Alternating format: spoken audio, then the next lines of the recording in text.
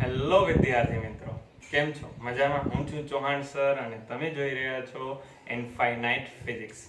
આજે આપણે કરશું ચેપ્ટર નંબર 3 ની અંદર EMF વાળા ક્વેશ્ચન. EMF વિશેની આજે આપણે વાત કરશું. આગળ આપણે ઘણા બધા કન્સેપ્ટ ચેપ્ટર નંબર 3 ના ભણી ગયા છે. જો તમે વિડીયો ન જોયો હોય તો ડિસ્ક્રિપ્શન બોક્સમાં એની લિંક તમને મળી જશે.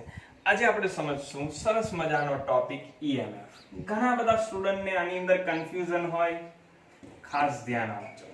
બરોબર, તમારો કન્સેપ્ટ એકદમ ક્લિયર થઈ જશે. ઓકે, ફર્સ્ટ ઓફ ઓલ તો EMF એટલે શું થાય? EMF એટલે થાય ઇલેક્ટ્રોમોટિવ ફોર્સ. Electromotive force. પણ આના નામ એવા, એના ગુણધર્મ નથી. જનરલી આપણે શું આનો અર્થ શું કાઢીએ? Electromotive force. ગુજરાતીમાં કેવું હોય તો વિદ્યુત ચાલક બળ. આનો અર્થ શું થાય? વિદ્યુતને ચલાવવા વાળું બળ. પણ હકીકતમાં આ કોઈ બળ નથી. આ હકીકતમાં છે વિદ્યુત સ્થિતિમાન જેવી જ રાશિ. બેમાં ફેર છે પણ વિદ્યુત સ્થિતિમાન જેવું છે. આ કોઈ પ્રકારનું બળ નથી. એટલે કે આના નામ છે એવા એના ગુણધર્મ નથી. સિમ્પલ ઉદાહરણ આપી દો. ઘણાયનું નામ રામ હોય પણ લક્ષણ રાવણ જેવા હોય તો નામ બદલાવી શકાય નહીં. નામ તો રામ જ રહે, ભલે લક્ષણ રાવણ જેવા હોય. અહીંયા પણ આનું આપણે નામ બહુ પહેલાના સમયમાં આપી દીધું હતું. ત્યારે એટલા બધા સંશોધન વિદ્યુત સ્થિતિમાન વિશે નહોતા થયા, તો ત્યારની વાત છે. તો આપણે નામ ચેન્જ કર્યું નથી. આપણે પણ નામ આપશું ઇલેક્ટ્રોમોટિવ ફોર્સ, પણ આ કોઈ પ્રકારનું બળ નથી. ચાલો આગળ આપણે વાત કરીએ. પહેલા એનો કન્સેપ્ટ ક્લિયર કરીએ તો જ આપણે ક્વેશ્ચન સમજાશે. બરોબર, તો સિમ્પલ એવી રીતે આપણે એનો કન્સેપ્ટ ક્લિયર કરીએ. હજી ક્વેશ્ચન મેં સ્ટાર્ટ નથી કર્યો, EMF નો કન્સેપ્ટ સમજાવું છું. ચલો, EMF નો કન્સેપ્ટ સમજાવવા હું એક અવરોધ લઉં, 2 ઓહમ ધારી લઉં, એની સાથે બેટરી જોડું. માર્કેટમાંથી હું કોઈ બેટરી લઈ આવ્યો, બરોબર, 10 વોલ્ટની બેટરી છે, મેં એની સાથે જોડી દીધી. અત્યારે V નામ આપ્યું છે મેં એને. બરોબર, આગળ તમે જેમ ભણશો એમ તમને ખ્યાલ આવી જશે અહીંયા V મુકાય કે E મુકાય. પણ અત્યારે આપણે V = 10 વોલ્ટ. ઓકે, ચાલો. તો સિમ્પલ એવી વાત થઈ ગઈ કે ભાઈ આપણે વોલ્ટેજ કેટલા આપ્યા છે? 10.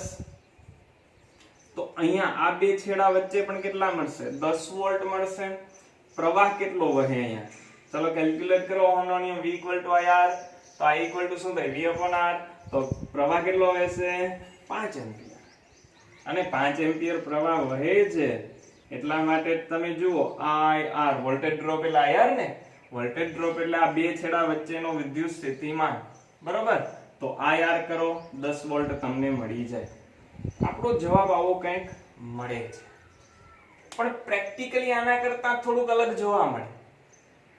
પ્રેક્ટિકલી તમને ખબર છે પ્રવાહ કેની મદદથી મપાય અને વિદ્યુત સ્થિતિમાન કેની મદદથી મપાય?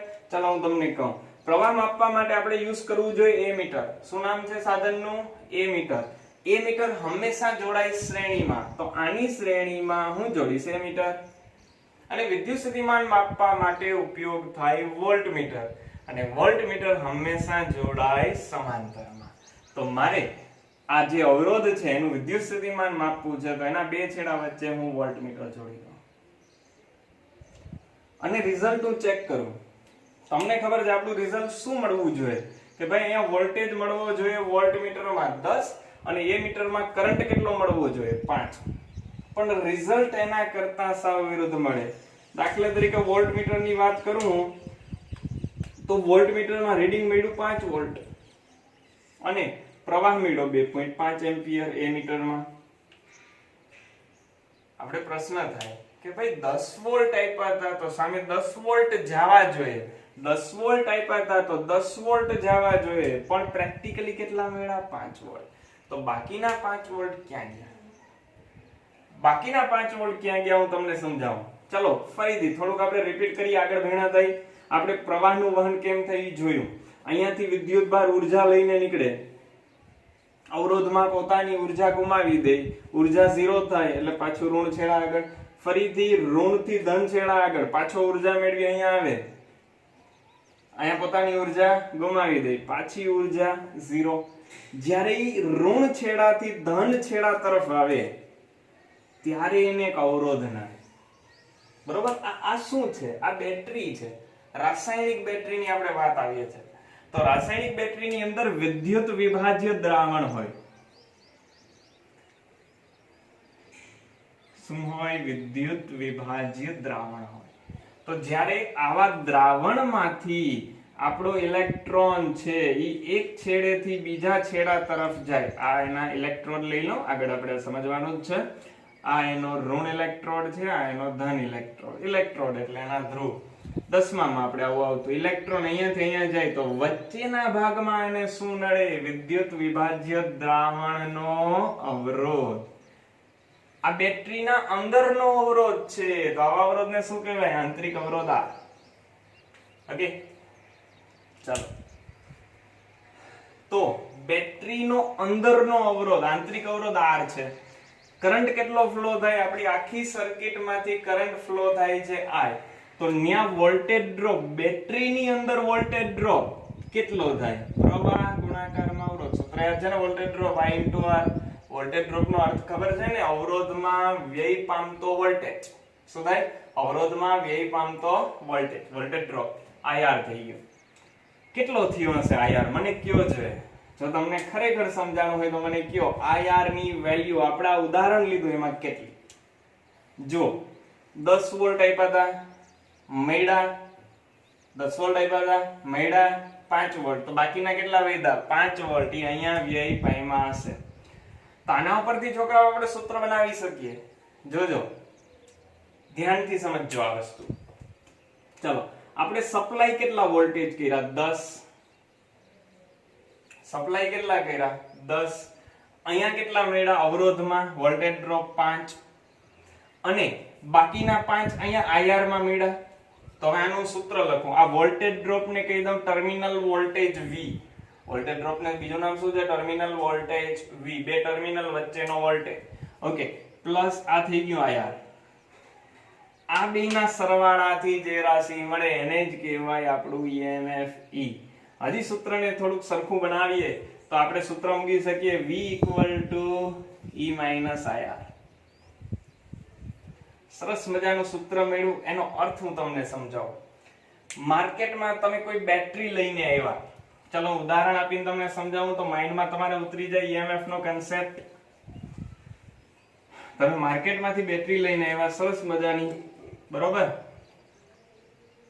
2 વોલ્ટની બેટરી. સેલની વાત કરીએ, સેલ સરળતાથી આપણે મળી જાય. આપણે ઘડિયાળમાં ચડાવવા માટેનો સેલ લઈ આવ્યા, જેની ઉપર લખ્યું હતું 2 વોલ્ટ. તો ઈ વિદ્યાર્થી મિત્રો આપણું છે EMF. શું છે EMF? હવે તમે એને ચડાવો ઘડિયાળની અંદર એટલે કરંટ ફ્લો થાય. કરંટ ફ્લો થાય તો એના વોલ્ટેજ, હવે એનું EMF જે 2 વોલ્ટ હતું 2 વોલ્ટ થી ઘટીને ઈ થઈ જશે ધારી લો 1.5. આ તો 2 વોલ્ટ નો, પણ આપણે જે કામ આપે છે એ કેનું આપે છે? ખાલી 1.5 નું જ આપે. આ તો કેટલાનો? 2 વોલ્ટ નો, પણ કામ કેટલાનું આપે? 1.5 વોલ્ટ નું જ આપે છે. તો બાકીનું વ્યય થાય કેની અંદર? આંતરિક અવરોધની અંદર. 0.5 વોલ્ટ આટલો લોસ થશે. આટલો શું થશે? લોસ થશે. એટલે કે તમે જે લઈ આવ્યા 2 વોલ્ટ નો સેલ, એ હકીકતમાં જ્યારે પ્રવાહ પસાર થશે તમને કેટલા વોલ્ટ આપશે? ખાલી 1.5 વોલ્ટ. તો જ્યારે પ્રવાહ ના વહેતો હોય, સેલ એમને એમ લઈ આવ્યા, તમારા હાથમાં છે, પ્રવાહ નથી વહેતો, તો એને કહેવાય એનું EMF. શું કહેવાય એને? એનું EMF. અને જ્યારે પ્રવાહ વહેવાનું સ્ટાર્ટ થઈ જાય ત્યારે એના ઈ શું કહેવાય? વોલ્ટેજ. ક્લિયર થઈ ગયું માઇન્ડ ની અંદર? બરોબર. સિમ્પલ એવું ઉદાહરણ આપો. દાખલા તરીકે તમારા હાથની અંદર સેલ છે, તમારા હાથની અંદર સેલ છે, તો આને શું કહેવાય? એમાં 2 વોલ્ટ લખ્યા છે, તો EMF કહેવાય કે વોલ્ટેજ કહેવાય? EMF કહેવાય. પણ જ્યારે પ્રવાહ પસાર થઈ જાય તો એના વોલ્ટેજ, એનો EMF ઘટી જાય, એને કહેવાય એના ટર્મિનલ વોલ્ટેજ. બરોબર? ખાસ ખ્યાલ રાખજો, મેઇન કન્સેપ્ટ છે આપણો. અને એનું ઇક્વેશન પણ યાદ રાખજો. શું છે? ઇક્વેશન શું છે? V = E - IR. નીચે સાબિત પણ આપણે કર્યું. ચાલો હવે આપણે આ ક્વેશ્ચન સમજીશું. એક વસ્તુ આની અંદરથી આપણે શીખ્યા કે ભાઈ ઇલેક્ટ્રોમોટિવ ફોર્સ નથી, આ એક પ્રકારનું વિદ્યુત સ્થિતિમાનક છે. અને અહીંયાથી એક વસ્તુ નોટ કરો. ધારી લ્યો કરંટ નથી વહેતો, તો શું થાય? V equal to E. બરોબર. જો પ્રવાહ ન વહેતો હોય તો વોલ્ટેજ ને EMF બંને સરખા જ થાય, પણ પ્રવાહ વહેતો હોય તો એનો જે EMF છે એની અંદર ઘટાડો થઈ જાય. શું થઈ જશે? ઘટાડો. એનું સ્થિતિમાન ઘટી જાય. આવો શબ્દ હું વાપરી શકું. પહેલા 2 વોલ્ટ હતું પણ પ્રવાહ વહેશે બેટરીમાંથી તો એનું સ્થિતિમાન ઘટી જાય અને એને વોલ્ટેજ કહેવાય. ક્લિયર થઈ ગયું માઇન્ડ ની અંદર કન્સેપ્ટ? ચાલો હવે આપણે સ્ટાર્ટ કરીએ આપણો ક્વેશ્ચન. ક્વેશ્ચન શું છે? વિદ્યુત કોષનું વિદ્યુત ચાલક બળ EMF ની સૌપ્રથમ તો સમજૂતી આપો અને એના ઉપરથી ટર્મિનલ વોલ્ટેજ નું સૂત્ર હમણાં જે આપણે તાર્યું એવું જ સૂત્ર ફરીથી આપણે તારવવાનું છે. ચલો તો એને સમજવા માટે હું એક રાસાયણિક કોષ લઉં, એક બેટરી લઉં, વિદ્યુત દ્રાવણ ધરાવતો એક કોષ લઉં. ચલો આપણી કોઈ બેટરી છે, આની અંદર વિદ્યુત વિભાજ્ય દ્રાવણ પડ્યું છે H2SO4. સેલ પ્રમાણે ડિપેન્ડ કરે, આપણે ધારી લે H2SO4 છે. એમાં 2 ધ્રુવ આપણે ડ્રો કરીએ. ક્યાં ધ્રુવ હોય બેટરીમાં? યાદ છે બધાને? ક્યાં હોય? 10માં આવતું આપણે આવું કંઈક. એક હોય ધન ધ્રુવ, બીજો હોય ઋણ ધ્રુવ. એની સાથે કનેક્ટ કરી દઉં અવરોધ. પ્રવાહનું વહન કરવું હોય તો અવરોધ જરૂરી છે. બરોબર. તો એની સાથે આપણે કનેક્ટ કરી દીધો R ઓહમ અવરોધ. ઓકે, ચાલો આ થઈ ગયો બેટરીનો ધન ધ્રુવ. આ શું થઈ ગયો? બેટરીનો ઋણ ધ્રુવ. ક્લિયર આટલું? તમે આને પોઝિટિવ ધ્રુવ લખી શકો. તો આને શું લખાય ઇંગ્લિશમાં? ઋણ એટલે શું થાય? નેગેટિવ ધ્રુવ, N ધ્રુવ. આવું તમે અહીંયા શબ્દ વાપરી શકો. ચાલો હવે આની નજીક હું 2 બિંદુઓ લઉં. ધન ધ્રુવની નજીક જે બિંદુ લઉં એનું નામ A, ઋણ ધ્રુવની નજીક બિંદુ લઉં એનું નામ B. તો એ બિંદુનું સ્થિતિમાન શું હોય? એ બિંદુનું સ્થિતિમાન હશે V+, જે હશે ગ્રેટર ધેન 0. પ્લસ સ્થિતિમાન છે તો ગ્રેટર ધેન 0 હશે, 0 કરતા મોટું હશે. ચલો B બિંદુનું સ્થિતિમાન કેવું હશે? કેની નજીક છે? ઋણ ધ્રુવની નજીક. તો કેવું હશે? ઋણ.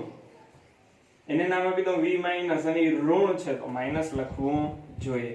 હવે આના માટે હું આવું લખું V- ગ્રેટર ધેન 0. તમને પ્રશ્ન થાય કે આ તો ઋણ છે તો લેસ ધેન 0 હોવું જોઈએ, પણ નિરાતે વિચારો શું લખ્યું છે?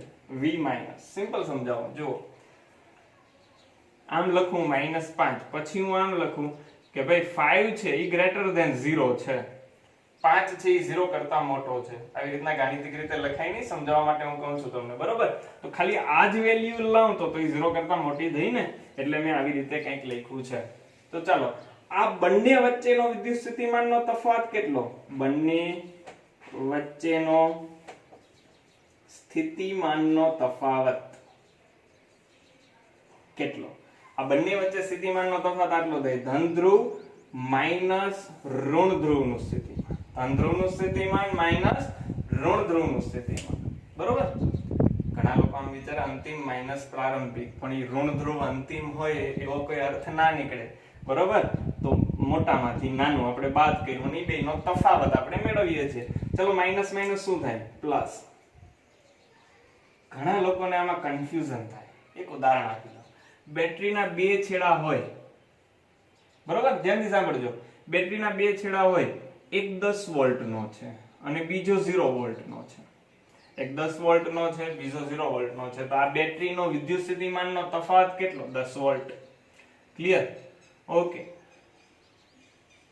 હવે કેટલો વિદ્યુત સ્થિતિમાનનો તફાવત? 10 અને 2 તો તફાવત કેટલો? 8. 8 વોલ્ટ જ કહેવાય કે -8 વોલ્ટ? 8 વોલ્ટ કહેવાય. બે વચ્ચેનો ડિફરન્સ લેવાનો હોય તો 8 વોલ્ટ થાય. હવે મને કહેજો, હવે બેનો તફાવત કેટલો? ઘણા લોકો આમ કે 5 વોલ્ટ. ખોટું. કેટલા વોલ્ટ થાય? -5 અને 10 વચ્ચેનો તફાવત કેટલો? -5 અને 10 વચ્ચેનો તફાવત કેટલો? 15 વોલ્ટ. સમજાય છે? કેટલા થાય? 15 વોલ્ટ. જરાક જોઉં તો સરવાળો થયો કે નહીં? જુઓ, V+ + V-. બરોબર? તો 10 વોલ્ટ વચ્ચે પ્લસ અને આ કેટલા થઈ ગયા? 5 વોલ્ટ. તો કેટલા થઈ ગયા? 15 વોલ્ટ. એટલે બેનો તફાવત મળે એટલા માટે અહીંયા સરવાળાની નિશાની વચ્ચે આવે છે. અને આ પણ આપણે ખબર છે કેવી હશે? ગ્રેટર ધેન 0 હશે. ક્લિયર. ઓકે, તો આ બે વચ્ચેનો જે બેટરીના બે છેડા વચ્ચેનો જે વિદ્યુત સ્થિતિમાનનો તફાવત છે ને એને જ વિદ્યાર્થી મિત્રો કહેવાય EMF. V plus V minus એને જ શું કહેવાય છે? EMF એવું નામ આપવામાં આવેલું છે. તો હું તમને એક બેટરી દઉં, બેટરીનો ધન છેડો 5 વોલ્ટનો છે, બેટરીનો ઋણ છેડો ઈ -5 વોલ્ટનો છે, તો એનું EMF કેટલું આવડવું જોઈએ? કેટલું થાય EMF? 10 વોલ્ટ. આના પરથી હું કહી શકું 10 વોલ્ટ જેટલું EMF થશે. પણ અત્યારે કોઈ કરંટ ફ્લો થતો નથી, બરોબર? કરંટ ફ્લો ના થતો હોય તો એને બેટરીનું EMF કહેવાય, અને કરંટ ફ્લો થતો હોય તો એને બેટરીના ટર્મિનલ વોલ્ટેજ કહેવાય. ફરીથી, કરંટ ફ્લો ન થતો હોય તો EMF, ફ્લો થતો હોય તો ટર્મિનલ વોલ્ટેજ. આ ડિફરન્સ છે, બાકી કઈ ડિફરન્સ નથી. ઓકે, આગળ આપણે વાત કરીએ. ફરીથી હું એક સરસ મજાની આકૃતિ દોરું. સાવ સિમ્પલ એવી એક અવરોધ લઈ લઉં, એની સાથે કનેક્ટ કરી દઉં બેટરી. તો આ બેટરીનો પોઝિટિવ ટર્મિનલ, આ બેટરીનો નેગેટિવ ટર્મિનલ. આપણો અવરોધ થઈ ગયો R. હવે કરંટ ફ્લો થશે I જેટલો. તો મને તમે કહો R માંથી પ્રવાહ કઈ દિશામાં વહે છે? R માંથી પ્રવાહ વહે છે P થી N. લખાય કે ના લખાય? R માંથી પ્રવાહ વહે છે P થી N. અને બેટરીમાંથી પ્રવાહ કેમ વહે છે? બેટરીમાંથી વહેતો પ્રવાહ, બેટરીમાંથી પ્રવાહ વહે છે N થી P. ક્લિયર? કે નો સમજાણું? બેટરીની અંદર N થી P, અવરોધમાં P થી N જેટલો પ્રવાહ વહે છે. અહીંયા તમે બિંદુઓ લઈ લ્યો A અને B. તો આમ પણ કહી શકો કે ભાઈ અહીંયા પ્રવાહ કેમ વહે છે? અવરોધમાં વહે છે A થી B અને બેટરીમાં B થી A. આવી રીતના કરંટનો અહીંયા ફ્લો થાય છે. હવે એક ઓહમનો નિયમ વાળું સૂત્ર છે, હું અહીંયા મૂકી દઉં. શું છે? V IR. આમાંથી I ને કરતા બનાવું તો શું લખાય? V/R. ધારી લઉં કે ભાઈ મેં અહીંયા અવરોધ જોડ્યો છે એ અનંત છે, ઇન્ફાઇનાઇટ છે. જો R ઇન્ફાઇનાઇટ હોય તો કરંટ ફ્લો થાય નહીં. કરંટ કેટલો થઈ ગયો? 0.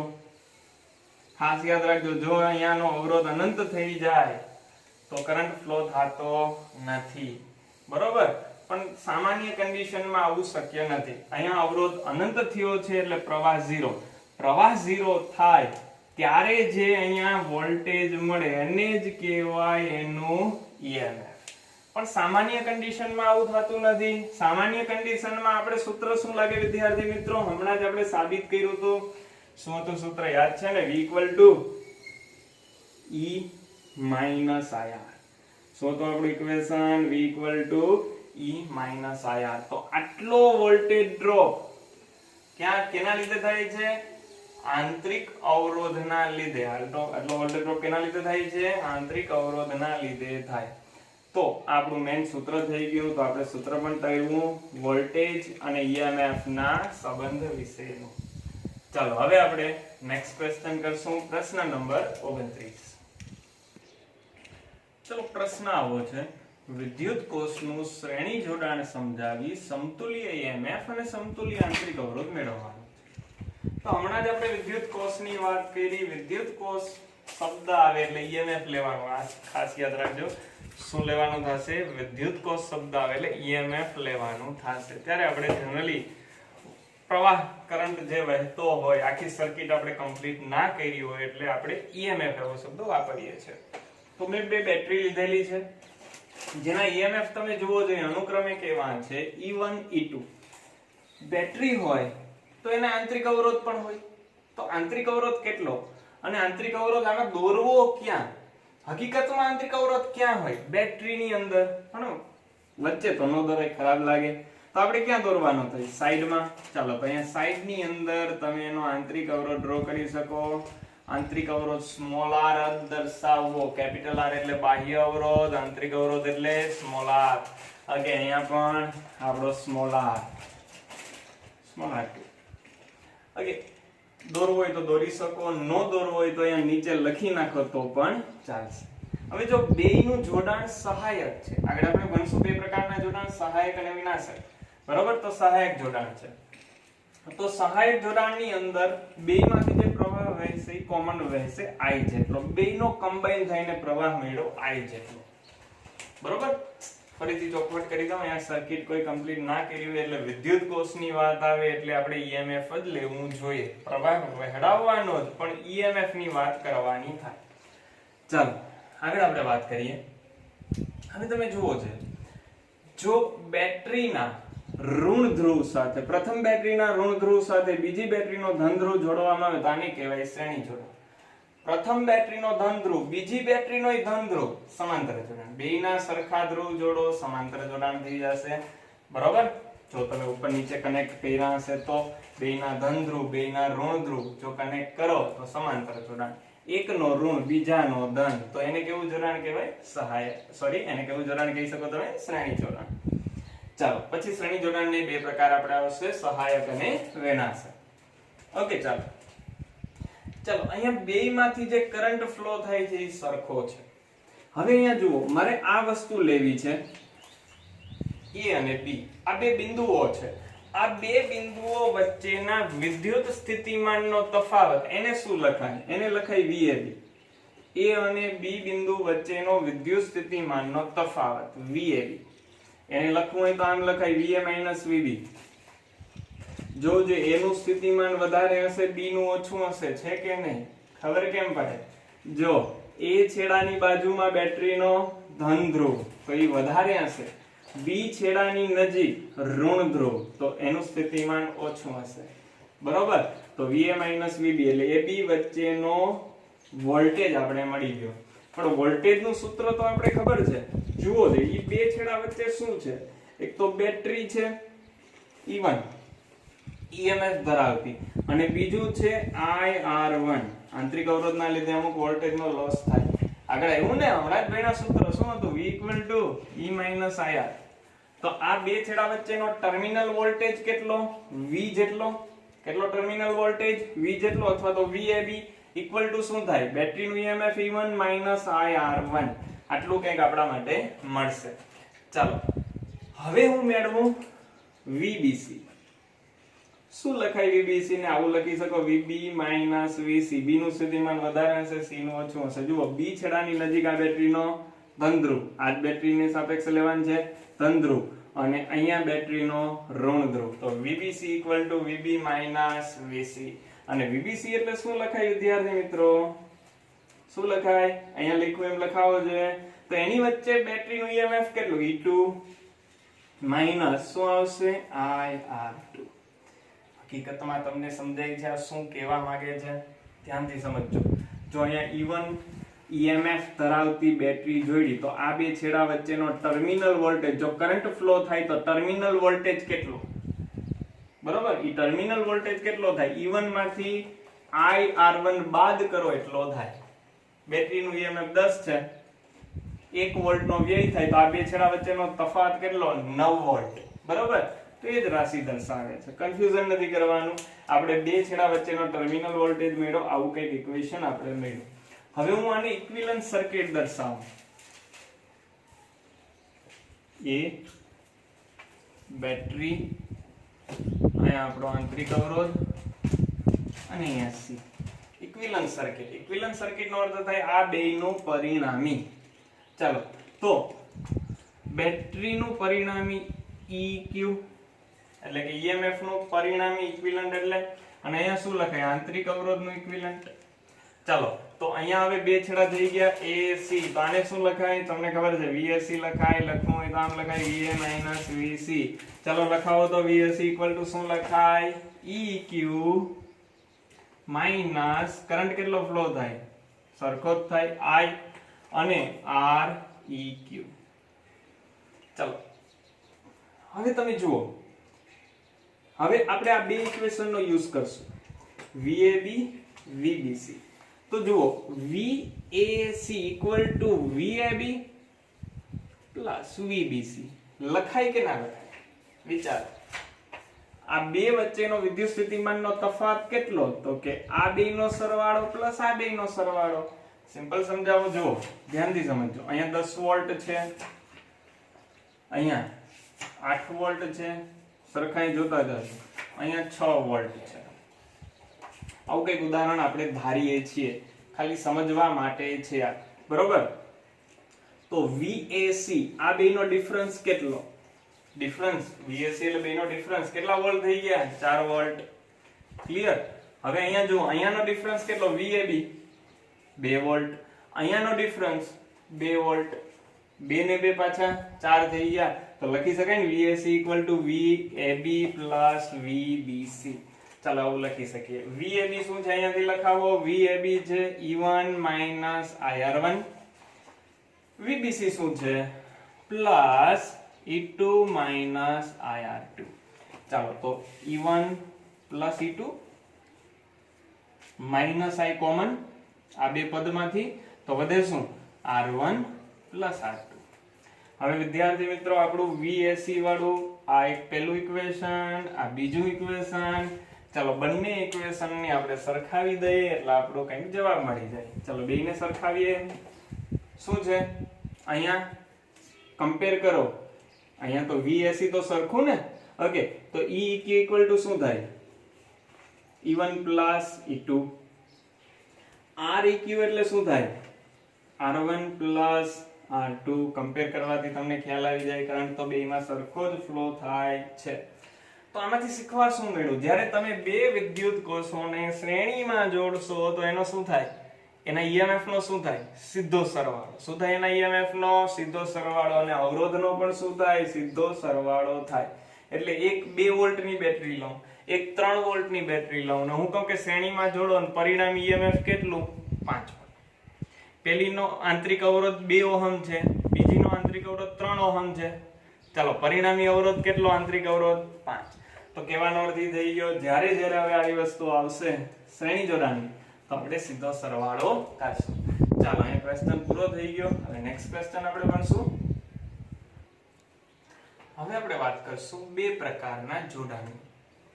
તો પેલું છે એમાંનું સહાયક જોડાણ અને બીજું છે એમાંનું વિનાશક જોડાણ. તો સહાયક જોડાણની વાત કરીએ કે ભાઈ સહાયક જોડાણ શું કામ કહેવાય? જો બે બેટરીનો પ્રવાહ એકબીજાની સહાય કરે તો સહાયક જોડાણ અને વિરોધ કરે તો વિનાશક જોડાણ. ચલો આનો કરંટ કેમ નીકળે? આ પહેલી બેટરી જેનું EMF E1 છે, બીજી બેટરી જેનું EMF E2 છે. પહેલી બેટરીનો આંતરિક અવરોધ R1 છે, બીજી બેટરીનો R2 છે. તો આનો કરંટ કેમ ફ્લો થાય? આ દિશામાં. આનો કરંટ કેમ ફ્લો થાય? ઈ દિશામાં. તો આના બેયના કરંટ એકબીજાની શું કરે છે? સહાય. તો આને કહેવાય સહાયક જોડાણ. અથવા તો બીજી રીતે તમે લખી શકો, જો પ્રથમ કોષનો ઋણ છેડો અને બીજા કોષનો ધન છેડો જોડવામાં આવે, પ્રથમ કોષનો ઋણ છેડો અને બીજા કોષનો ધન છેડો જોડવામાં આવે તો એને સહાયક જોડાણ કહેવાય. સહાયક જોડાણમાં બેયના EMF નો સરવાળો થાય. પરિણામી EMF મેળવવાનું કે તો બેયનો શું થાય? સરવાળો. અવરોધનો, આંતરિક અવરોધોનો પણ સરવાળો થાય.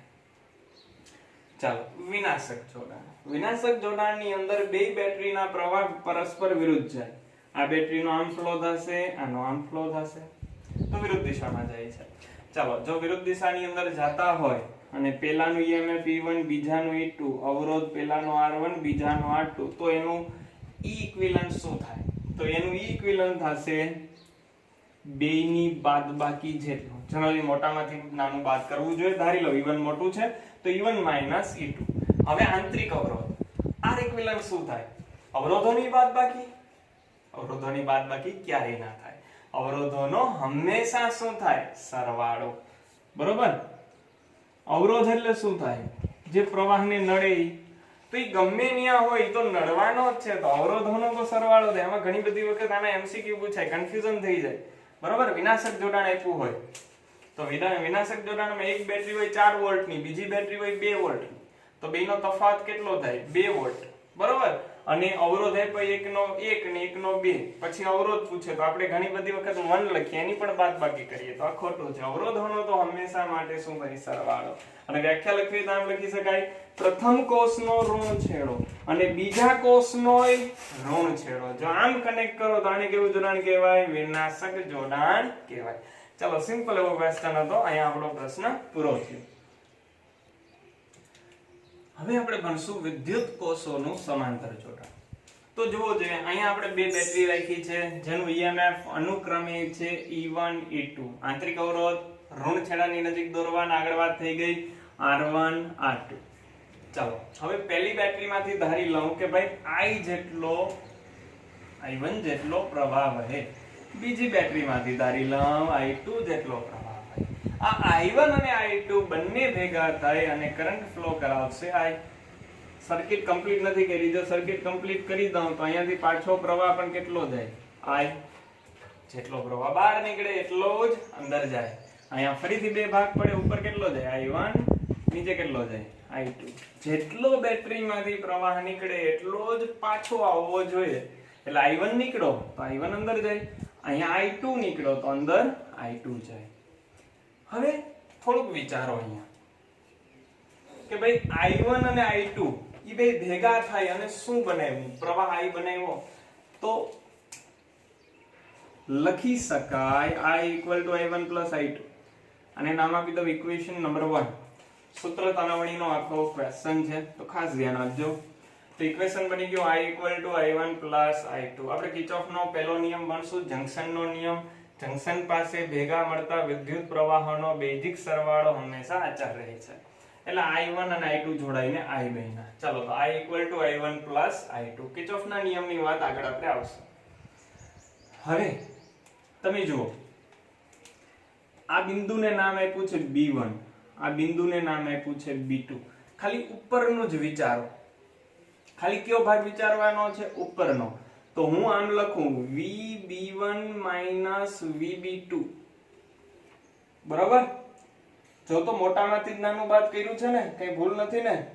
આ સાઈડ ધન છેડો છે તો આ B1 વાળું મોટું થયું, આ સાઈડ ઋણ છેડો તો એ કેવું થઈ જશે? નાનું થઈ જશે. અને હંમેશા માટે વિદ્યુત પ્રવાહનું વહન વધારે સ્થિતિમાનથી ઓછા સ્થિતિમાન તરફ થાય. તો VB1 - VB2, ક્લિયર? તો આ આપણું થઈ ગયું આ બે બિંદુ વચ્ચેનો ટર્મિનલ વોલ્ટેજ V. શું થઈ ગયું? આ બે બિંદુ વચ્ચેનો ટર્મિનલ વોલ્ટેજ V.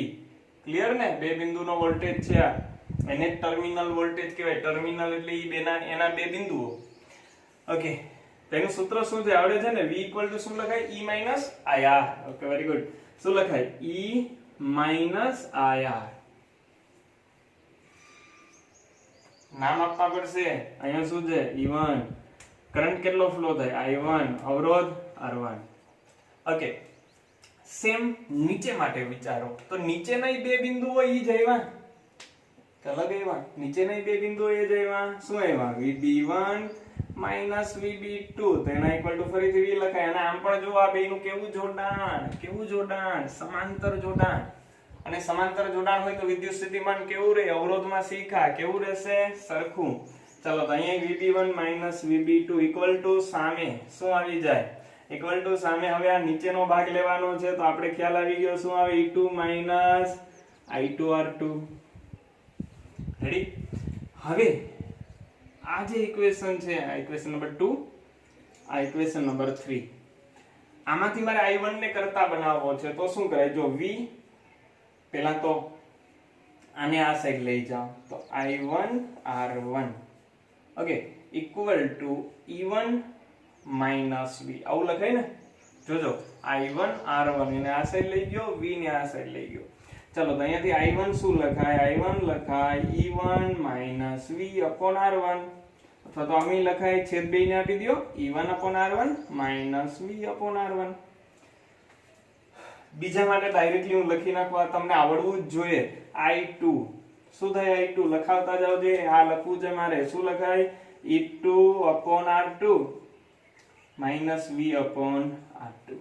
ચલો I1 અને I2 મળ્યા. આને મૂકી દો ઇક્વેશન નંબર 1 માં. તો લખું અહીંયા ઇક્વેશન નંબર 1 માં મૂકતા. ચાલો તો I = I1. I1 શું છે? I1 આપણો છે E1 R1 - VR1. પછી I2 શું છે? એ છે plus E2 R2 VR2. Clear? ચાલો આ પેલું ને ત્રીજું પદ ભેગું કરીએ તો એને લખાય E1 R1 + E2 R2 minus V. બીજા અને ચોથા પદમાંથી -V કોમન તો શું વધે? 1 upon R1 + 1 upon R2. I equal to આવું લીધું. હવે ધ્યાનથી સમજજો, આ માઈનસ v વાળું પદ છે ને એને આ સાઈડ લઈ આવો. માઈનસ છે, આ સાઈડ આવે તો plus v 1/r1 plus 1/r2 equal to થાય e1r1 plus e2r2 minus i. Ready? આનું થોડુંક સાદુરૂપ આપી દો. સાદુરૂપ કંઈક આવું બને r1 પ્લસ r2 છેદમાં r1 r2 બને ને, ક્રોસ ગુણાકાર, સાવ સિમ્પલ છે. ચાલો e1 upon r1 plus e2 upon r2 minus i. હવે મારે અહીંયા v મેળવવો છે તો આને સામે જવા દો, બરોબર? પણ સામે જવા દેતા પહેલા આનું થોડુંક આપણે સાદુરૂપ ક્રોસ ગુણાકાર કરીને આપી દઈએ. તો આ સ્ટેપ માંથી જ આપી દઉં. ચલો શું થાય લખાવતા જજો મને.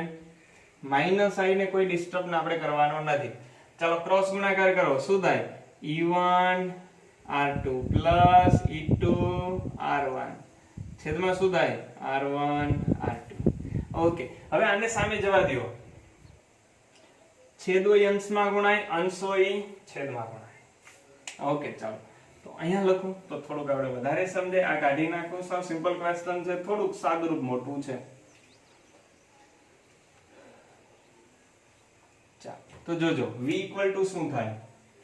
v ઇક્વલ ટુ થાય e1 r2 plus e2 r1 છેદમાં શું હતું? r1 r2. હવે જે આપણે આ v ની બાજુમાં હતું એ સામે ગુણાયું ને, તો r1 r2 છેદમાં છે તો એ ક્યાં ગુણાય? અંશમાં. અંશ છે તો એ ક્યાં ગુણાય? છેદમાં. રેડી? ઓકે, પછી હતું માઈનસ i. બે હારે ગુણાય ને, આ જે જશે r1 r2 એ બે હારે અંશમાં ગુણાય, આ બે હારે છેદમાં ગુણાય. ચાલો તો શું થાય? કયો મને શું થશે? અહીંયા માઈનસ i. પછી શું થશે વિચારો. જે વિચારવાની તો કઈ જરૂર જ નથી. r1 r2 છેદમાં r1 પ્લસ r2 આવું કંઈક થશે. ઓકે, શું કટ થાય? r1 r2 cut. તો v equal to e1 r2 plus e2 r1 છેદમાં r1 r2 minus i r1 r2 છેદમાં r1 પ્લસ r2. ચાલો હવે આપણે ઇક્વિવેલન્ટ સર્કિટ લઈએ. આપણે જે આકૃતિ દોરી હતી એને ઇક્વિવેલન્ટ સર્કિટ. તો આપણું b1 પોઈન્ટ, આ EMF ઇક્વિવેલન્ટ EMF, આ એનો આંતરિક અવરોધ એ પણ ઇક્વિવેલન્ટ, અને અહીંયા થાય b2. આ બે વચ્ચેનો તફાવત આમ લખાય VB1 માઈનસ VB2, એને જ લખાય V. V ઇક્વલ ટુ શું થાય? ઇક્વિવેલન્ટ માઈનસ, હવે કરંટ કેટલો ફ્લો થાય છે? I. કુલ કરંટ I ને અહીંયા Req. ચલો કમ્પેર કરો તો Eq શું મળ્યું?